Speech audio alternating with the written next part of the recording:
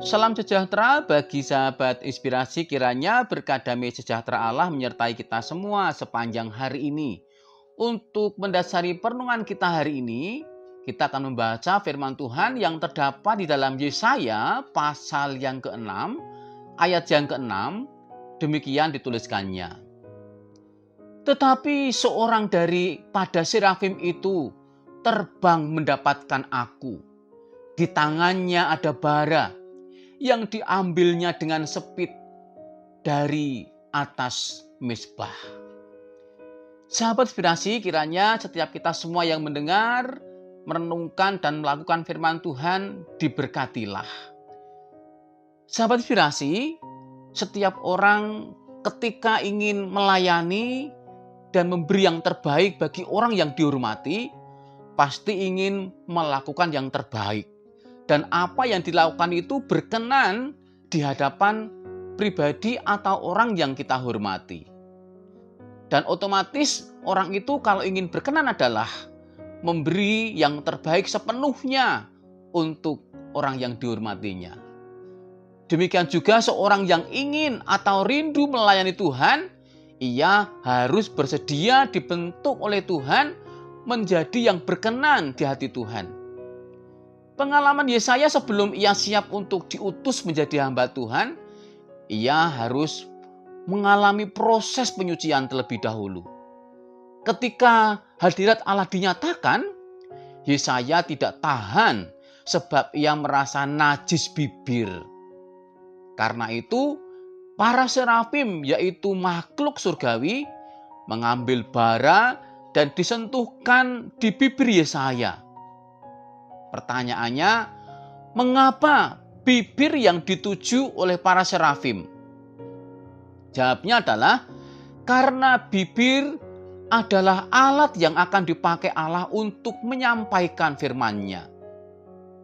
Bagaimana seorang hamba menyampaikan firman Allah sedangkan bibirnya penuh dengan kenajisan? Yesaya dengan kejujurannya berkata, "Celakalah aku, sebab aku ini seorang yang najis bibir." Dalam banyak hal, seringkali kita salah dalam perkataan. Yakobus juga menuliskannya. Dalam surat Yakobus pasal 3 ayat 2 berkata demikian. Barang siapa tidak bersalah dalam perkataannya, ia adalah orang sempurna. Allah mengendaki bibir yang bersih dari hamba-hambanya. Sehingga bibir itu dapat dipakai untuk memberitakan akan kebenaran firman Allah. Setelah Yesaya disucikan, barulah ia berani berkata, "Ini aku Tuhan, utuslah aku." Kehidupan kita tidak mungkin menjadi berkat apabila kita menolak proses penyucian dari Tuhan. Bukan hanya bibir atau perkataan kita yang rela untuk disucikan, tetapi seluruh anggota tubuh, bahkan jiwa dan roh kita. Proses penyucian bagaikan tanaman yang pada waktunya menghasilkan kuncup bunga dan akhirnya terlihat bunga yang indah. Setiap hari kita harus bertumbuh dalam kasih karunia dan pengenalan akan Tuhan Yesus Kristus. Sampai keindahan Tuhan Yesus terlihat dalam kehidupan kita. Inilah yang disebut hidup yang menjadi berkat.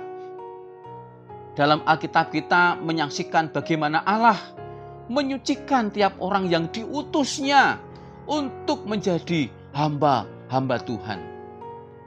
Sebelum mereka menjadi berkat bagi orang lain, Allah mengendaki agar mereka dibentuk terlebih dahulu. Apakah sahabat inspirasi merasa hina hari ini karena dosa dan kebiasaan buruk yang kita lakukan? Mari kita masing-masing merendahkan diri di depan Tuhan untuk bertobat dan datang kepadanya. Sebab Allah mau membentuk kita semua menjadi bejana yang berguna dan berharga di hadapan Allah dan sesama manusia. Amin. Kiranya perenungan hari ini memberkati setiap kita semuanya. Mari kita akan berdoa. Tuhan Allah yang kami kasihi dalam nama Yesus, kami semua merasa ya Tuhan sebagai pribadi penuh dengan kenajisan. Ampuni kami Tuhan dan sucikan agar kami layak di hadapan-Mu. Menyerahkan kami semua sahabat inspirasi, kiranya kami semua semakin hari semakin dibentuk oleh proses Tuhan agar menjadi berkat bagi banyak orang dan kemuliaan bagi nama-Mu. Dalam nama Tuhan Yesus Kristus. Amin. Tetap semangat dan Tuhan memberkati kita semuanya.